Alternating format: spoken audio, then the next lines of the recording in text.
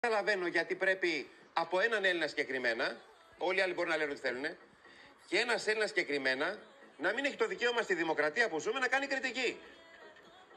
Και επειδή στον τελικό που έβλεπε όλη η Ελλάδα και οι παρουσιαστές του τελικού και η συγκεκριμένα κυρία Κοζάκου γύρισε και είπε στο τέλος της μετάδοσης, προφανώς πήγαινε για μένα, τώρα μην κρυβόμαστε, ότι μας ψήφισε ο κόσμος παρότι είχαμε ροδάκια και καλώδια. Να πω και κάτι.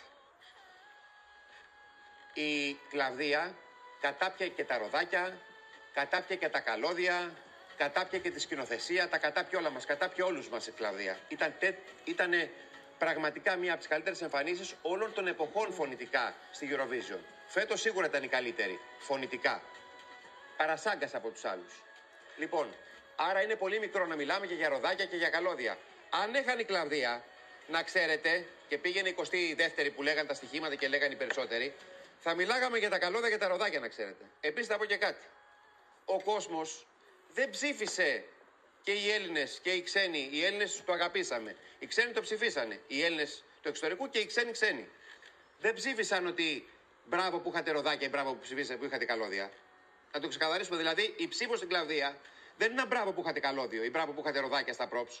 Η ψήφος ήταν θαυμάζουμε, υποκλεινόμαστε στο μεγαλείο το καλλιτεχνικό και της ψυχής αυτής της κοπέλας. Γι' αυτό ψηφίσανε την Κλαβδία όλοι.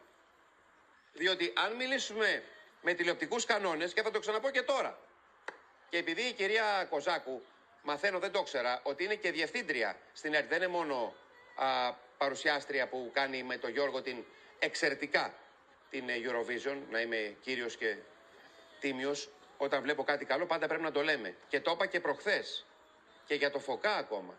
Βρείτε την εκπομπή της Παρασκευής, δεν τα παίζουν όλα. Που λέω ότι θα ήμουν κομπλεξικός αν δεν έλεγα ότι η σκηνοθεσία είναι πάρα πολύ καλή και επιτέλους είδαμε τον παλιό καλό γνωστό Φωκά και είπα την Παρασκευή. Καμιά φορά πρέπει να περιμένουμε πριν μιλήσουμε για μένα, διότι είχα δει αποσπάσματα. Ένα μικρό, όπως το λένε, σαν περίτομα που το είχα πει τότε, βραχάκι. Ένα καλό δραστό. Δεν μ' άρεσε. Το είπα. Στην πορεία όταν το είδα όλο, μόνος που το είπα την Παρασκευή, δεν περίμενα την εμφάνιση του Σαββάτου. Λέω, παιδιά, καμιά φορά πρέπει να περιμένουμε πριν μιλάμε, γιατί το αποτέλεσμα δεν ήταν αυτό που περίμενα. Ήταν πολύ καλύτερο.